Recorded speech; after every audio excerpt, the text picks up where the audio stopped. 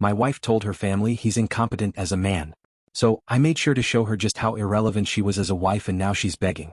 I'm 35 years old, and I used to think men who aired their relationship problems online were weak, incapable of handling their business privately. Life has a funny way of humbling you, because now I find myself exactly where they were, a man I would have silently judged years ago. Vanessa, 33, and I spent a decade together, 7 of those married. We met at a college party during my senior year. Back then, I was an alternate captain for the hockey team with dreams of going pro, dreams that ended after a knee injury. She was a stunning marketing student who, for some reason, chose me over every other guy in the room. Life took turns I never expected. Today, I'm a district manager for a construction equipment company. It's not the NHL, but it's a career that let me buy a nice house in the suburbs, 2 good cars, and pay for those yearly vacations she always picked out. We never had kids. She always said she wasn't ready for that kind of responsibility. At home, our dog Diesel is probably the only one who still looks at me like he respects me. In the beginning, I did everything I could to win her over. I worked overtime to afford special dates, bought a better car, and even hired a personal trainer to stay in shape. I went all out because she made me feel like I was the ideal man. We spent weekends hiking, watching sports, trying new restaurants. I genuinely thought I'd won the lottery with her. But after we moved in together, things shifted. She'd make little comments about my furniture being college level, so I let her decorate everything. She frowned at my cooking, so I gave her the kitchen. She criticized how much time I spent on hockey, so I cut back. Piece by piece I gave in. On paper, everything looked perfect. A nice home, decent cars, 2 vacations a year, both of us advancing in our careers. We were the couple everyone envied, or so I thought. One Friday at my in-laws' house, what was supposed to be a regular evening changed everything. Her father, Frank, 67, a retired firefighter I respected for his simple, down-to-earth nature and for teaching me how to smoke a great brisket, always kept things light, talking sports and stories. Meanwhile, Vanessa spent time with her mother, Eleanor, 64, a relentless, sharp-tongued woman who could find fault in the way you breathed. Vanessa had picked up her mother's habits, and over time, I noticed the way she treated her father was a preview of what was waiting for me. That night, Eleanor kept correcting Frank, rolling her eyes at his jokes and belittling his stories. Frank took it all with a sad, resigned smile, but it made me uncomfortable. Dinner was some fancy salmon dish Eleanor had made, and she kept criticizing Frank's handiwork, saying he couldn't even hang a picture without leaving 3 holes in the wall. Vanessa joined in, mocking me by recalling how I needed instructions to use the new coffee maker, comparing me to a child who couldn't figure out something so simple. Her cold, sharp laughter cut right through me, and something inside me snapped. I could have reacted in that moment, called her out in front of everyone, but instead I chose silence. I chose to watch. That decision marked a turning point. It dawned on me that I wasn't just being seen as incompetent, I was being treated like an object, a child to be handled and managed. I thought back to everything I'd given up for her. The times I reshuffled my schedule to fit hers, the 60-hour workweeks I pulled to earn that promotion and remodel the kitchen just the way she wanted it. The hobbies I dropped, the friendships I let go of because she dismissed them as childish. And what did I gain in return? Nothing. It hit me like a freight train. The woman I'd built my world around saw me as a joke, and worse, it felt like her mother was the one training her to control me.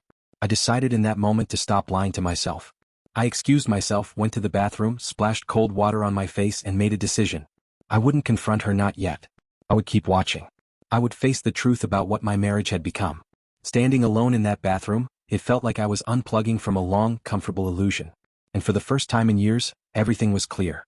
It wasn't just Vanessa who had lost respect for me, I'd lost myself trying to keep hers. I wasn't the man I used to be. I'd chipped away at who I was for so long, seeking her approval, only to be mocked behind my back.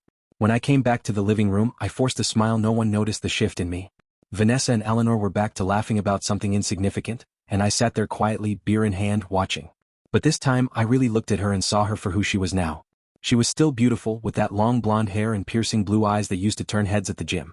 But beneath the surface was a coldness, a calculating smile, a practiced way of keeping me in the role she wanted, like a decorative object in her life, one she arranged just so. The drive home was heavy with silence. She scrolled through Instagram, showing me pictures of people I didn't recognize, while I played along with empty murmurs. Inside, I was fighting to hold myself together. Then she spoke quietly, "Don't worry, I'm just tired." That simple, dismissive phrase landed like another blow. I responded, "It's been a long week." She took my words at face value, asked no questions, made no effort. In her mind, I was still that predictable husband, the one who never challenged anything. Once you start paying attention, it's shocking how obvious it becomes. Not one question about my day, my job, my thoughts, not a flicker of interest in what was happening inside me. At home, I let Diesel out while she went upstairs for her nightly routine, as rigid and unchanging as clockwork. In the darkness of the backyard, watching my dog chase shadows, the reality hit me. When had I become this man? This dull, muted version of who I used to be? I remembered being that confident hockey captain in college, the guy who pushed his team through tough workouts, who walked into a room with presence. I wasn't some fitness influencer, but I had broad shoulders, strong arms, and, more than that, a spark in my eyes, a solid sense of who I was. Sure, I'd kept myself in decent shape over the years, but something deeper had shifted. Not just in my body but in the way I carried myself, the way I moved through the world. I started slouching, avoiding eye contact, and apologizing for things that weren't even my fault. I thought about the man I used to be, the one who lit up a room full of energy, with a head full of goals and a clear path ahead. I used to dream about starting my own business, maybe in sports equipment or fitness training, something I spoke about endlessly back in the day. But when was the last time I even imagined that future? I couldn't remember. Somewhere along the way, I'd traded my ambitions for hers, my dreams for hers, until I lost sight of who I was in the constant effort to keep her happy. And what had I received in return? Contempt. Mockery. A steady stream of quiet cruelty. That night, memories flooded my mind, little moments I'd brushed off that suddenly made perfect sense. The sarcastic smirks when I made self-deprecating jokes around friends, the way my opinions were casually dismissed, whether it was about a movie or a new car. I remembered the hunting trip I canceled because she complained so much about how selfish I was being. Or the time I got excited about a promotion in another city, only for her to shut it down without even a conversation. She controlled every corner of our social life, the restaurants, the friendships. And how could I forget when, 3 years ago, one of my closest college friends got married in Colorado, and I was supposed to be his best man. But Vanessa booked a non-refundable trip to Cancun for the same weekend, and that friendship, one of my oldest, never recovered. Then there was my brother's divorce when I offered him the guest room, hoping to give him a safe place to land, and she lost it. Claimed it would disrupt our routine, so my own brother ended up in some dingy motel instead of with family. For years, I convinced myself this was just marriage, the usual happy wife, happy life routine my coworkers joked about. Until it hit me how much I'd surrendered. Piece by piece, I let go of what made me me until I became a shadow, living by her version of who I should be. That night when we got home, she was already in bed, glued to her phone like always. And something in me couldn't hold back anymore. In a quiet, steady voice, I asked, "Do you see me as a capable man?" The question left my lips before I could stop it.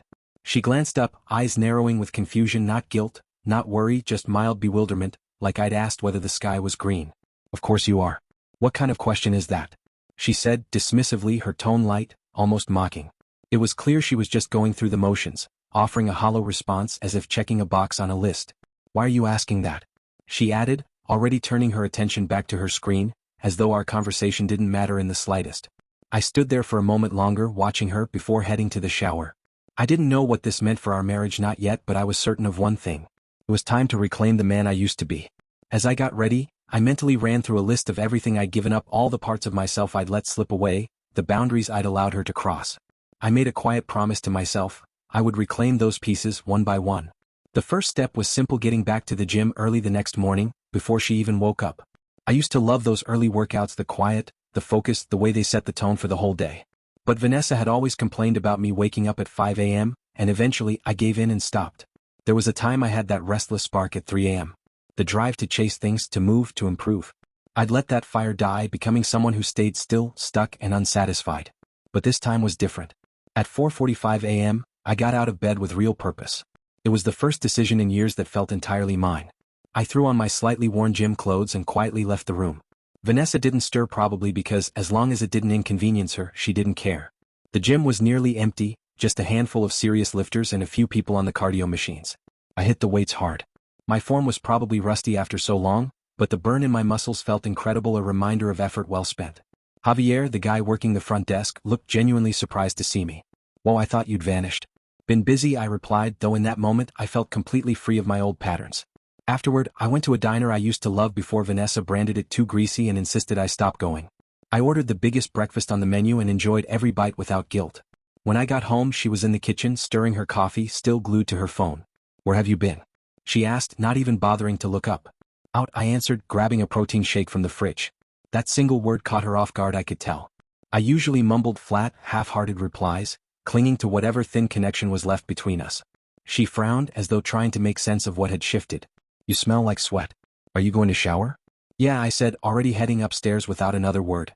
That was the beginning, small, deliberate steps. The start of my transformation.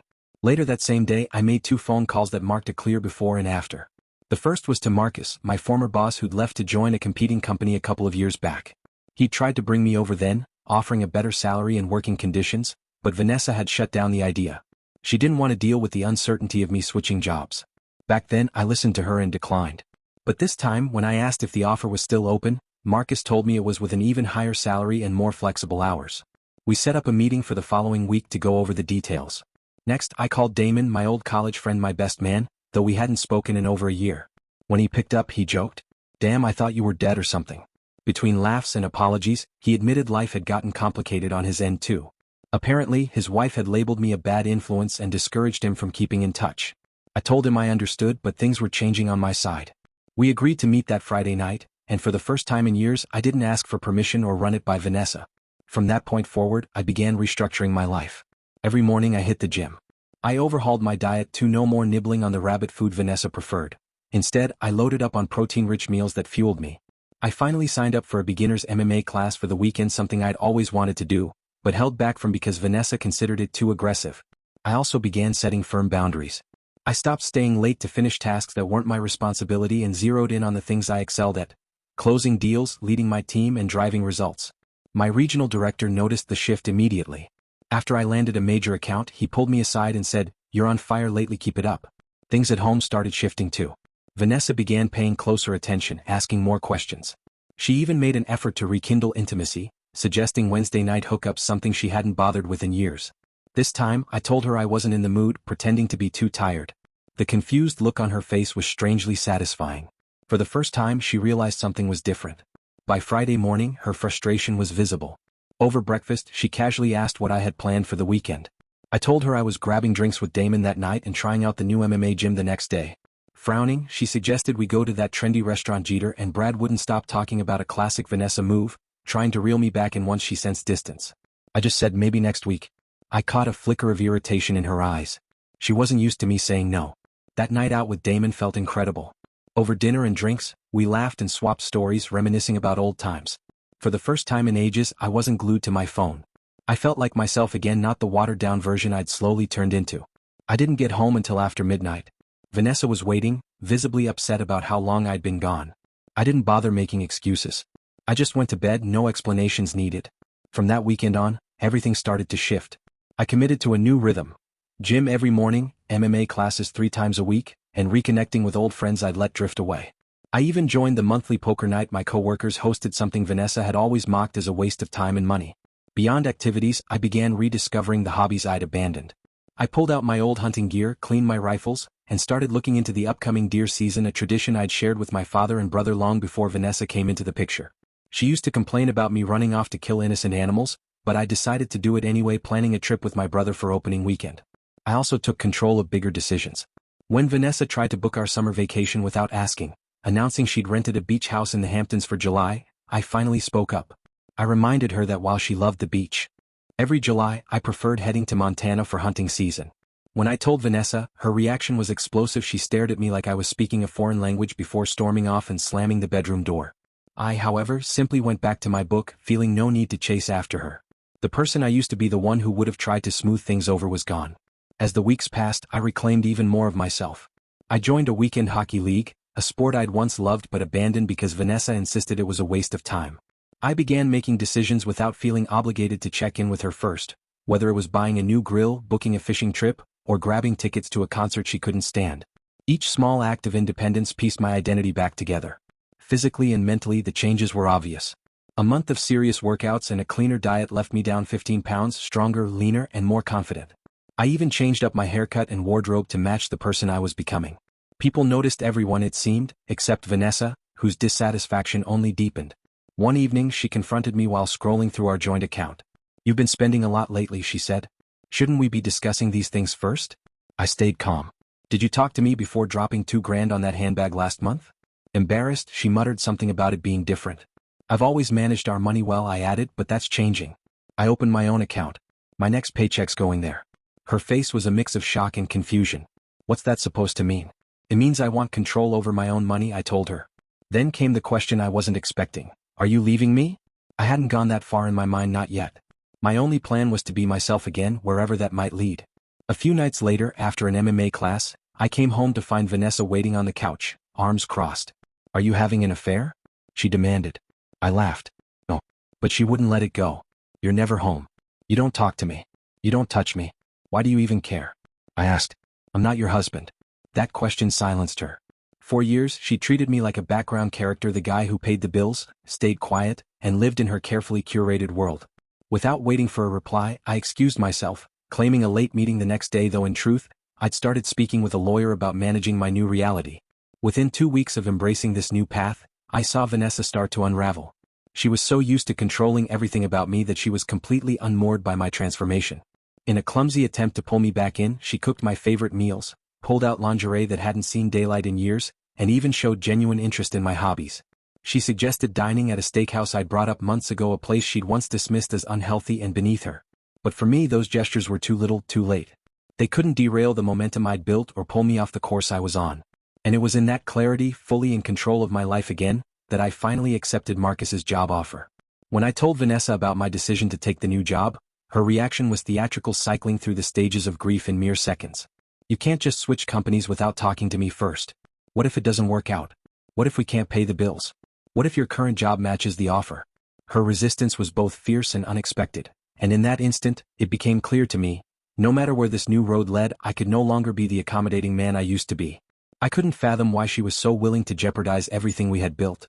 I told her plainly, do what you want. I'm doing this. Then I turned back to packing up my home office. The old me would have spent hours reasoning with her, trying to justify my choice, maybe even second-guessing it. But that person was gone.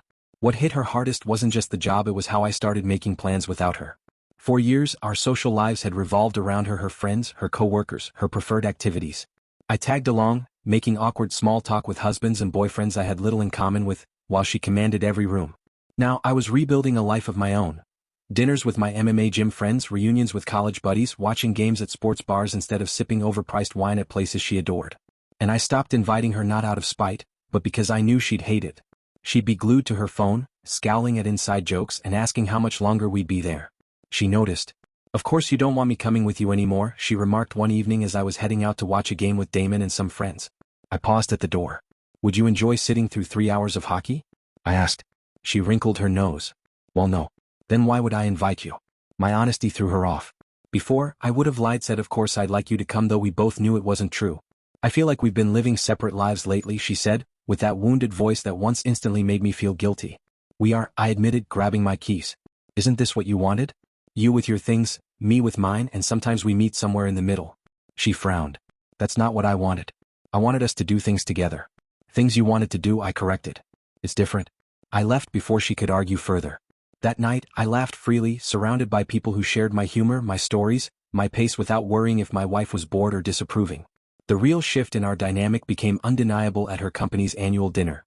In years past, I'd played the quiet, agreeable husband, wearing the suit she picked, sticking to the safe conversation topics she suggested, chuckling at her stories at the right moments. But this time, I showed up straight from work, wearing a suit I actually liked, one that suited me instead of the stiff, conservative style she preferred. And I wasn't that silent figure anymore. I carried conversations, expressed my opinions, laughed when something was genuinely funny, and didn't hover in her shadow.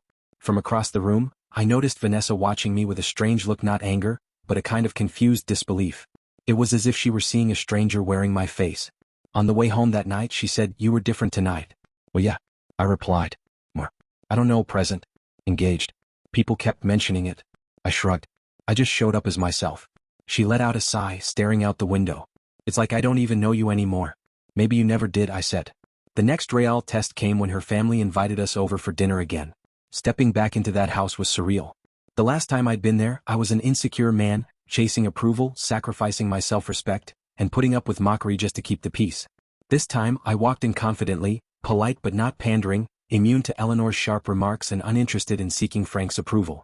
I simply existed on my own terms, and it clearly unsettled them. They were so used to Vanessa speaking for me, to me laughing too loudly at her jokes, and quietly enduring the little jabs dressed up as humor. During dinner, when her brother asked about my new job, I started explaining the company's forward-thinking vision, only for Vanessa to cut in dismissively, "Oh, he's still adjusting. It's a big change from before." In the past, I would have gone quiet, letting her control the narrative. Not this time. I looked her in the eye and said calmly, "Actually, I'm not adjusting. I've already exceeded their expectations and landed 2 major accounts. But hey, thanks for your confidence, honey." The room fell awkwardly silent.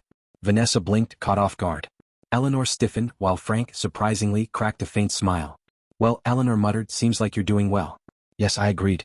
sometimes change is for the better. The rest of the evening was thick with discomfort. Vanessa kept trying to steer the conversation back to herself, but I engaged directly with the others, spoke honestly, and no longer needed her as my spokesperson. On the drive home, the tension was almost tangible. Finally, she broke the silence. "You embarrassed me tonight." "Oh, by speaking for myself? You contradicted me in front of my whole family." "I didn't contradict you. I corrected you when you downplayed what I'm doing." She crossed her arms. "You're trying to make me look bad." I nearly laughed. "Vanessa, I spent years making you look good. I silenced my opinions, let you tell our story however you liked, shaped our life to fit your image. I'm not doing that anymore. So what now? You're going to contradict me on everything?" "I'm going to be myself. And if that feels like undermining, it says more about how you see us than about me." She didn't know how to answer. The rest of the drive was silent, but we both knew something irreversible had shifted. She realized that the obedient, accommodating man she once counted on wasn't coming back, and that scared her. In the days that followed, she changed tactics. She started roaming the house in those silk pajamas she knew used to drive me crazy. It just so happened she'd emerge from the shower whenever I was passing by, casually brushing her hand against my arm or back. It wasn't that she wasn't still beautiful, she was. But it was pathetic, not because of how she looked, but because the manipulation was so obvious. It wasn't about desire, it was about control. I didn't take the bait. I didn't reject her harshly either, I just responded politely, without the passion she was hoping for. After about a week of failed attempts, she switched tactics. "I feel like I'm losing you," she said one night, her eyes on me while pretending to watch TV. I murmured, not looking up from my book. "Don't you care?" I glanced up, shrugged. "I spent years worrying about your feelings, pushing mine aside. Now I need to focus on what matters to me." "What about us?" she asked, her voice softer than usual. "What do you think we need?" I asked. She hesitated, caught off guard. "Maybe couples therapy. A weekend away.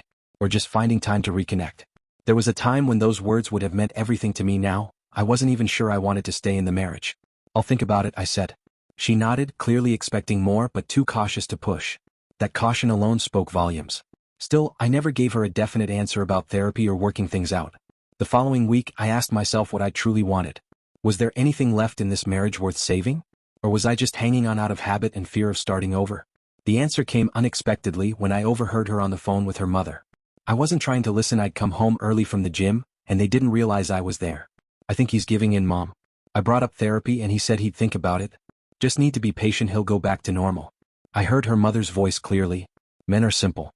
He'll snap back in no time." And that was it, the confirmation I needed.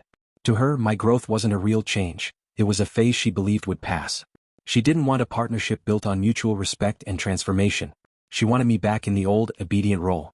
That same weekend, I found a small apartment, consulted a lawyer, and opened a separate account with enough money to support myself. I wasn't out to hurt her financially, just to make sure I was free. When I told her I was moving out, she ran through the predictable stages: disbelief, anger, tears, pleading. In the end, I told her about the phone call I'd overheard, how she and her mother dismissed my change as temporary. Her only response was, "You shouldn't have overheard that." No denial. No real apology. Just frustration at being caught. "That's the problem," I said. "You're upset I heard it, not that you said it." I left that weekend, taking only what I needed. The hardest part was leaving Diesel, our dog, since my new place didn't allow pets. He looked at me, confused, as I carried boxes to the truck. Vanessa stood in the doorway, arms crossed, still unable to believe I was really leaving. That house had never truly felt like mine, so it wasn't hard watching it fade in the rearview mirror. My new apartment was a simple one-bedroom in a decent neighborhood. No extras, but I could breathe there. Vanessa tried everything after that. Tears, blame, mutual friends sent to convince me, even her father called. Oddly enough, the conversation with her father was the only one truly worth having. He admitted I looked better than ever, and though the situation saddened him, he respected my decision. The divorce followed a predictable pattern. At first, she resisted, stalling it as long as possible. Eventually, when she realized I wasn't going to waver, she relented. We divided things fairly. She kept the house, I kept my retirement savings, and we agreed on arrangements for me to see Diesel from time to time. Today, I'm legally single and genuinely at peace. I've continued focusing on my personal growth and now date women who treat me as an equal and value who I am. But the biggest shift wasn't external, it was within. I regained my self-respect, and I've learned I'll never give that up for anyone again. A few months after the divorce was finalized, I unexpectedly crossed paths with Vanessa at a restaurant. I was there with Jess, a physical therapist I'd been seeing, while Vanessa arrived alone. We exchanged a couple of brief, empty greetings, and as she walked away, I felt nothing. No anger, no longing, just a faint curiosity about the woman who had once held so much power over my life, and who now meant nothing. In that moment, I finally understood something fundamental. Self-worth isn't something others give you. It's something you build, reclaim and hold for yourself. And once you truly possess it, no one can take it from you. I looked across the table at the woman beside me, someone who saw me as a partner, not a project. My life wasn't perfect, but it was mine. And that meant everything. Dear listeners, don't forget to like, share and subscribe.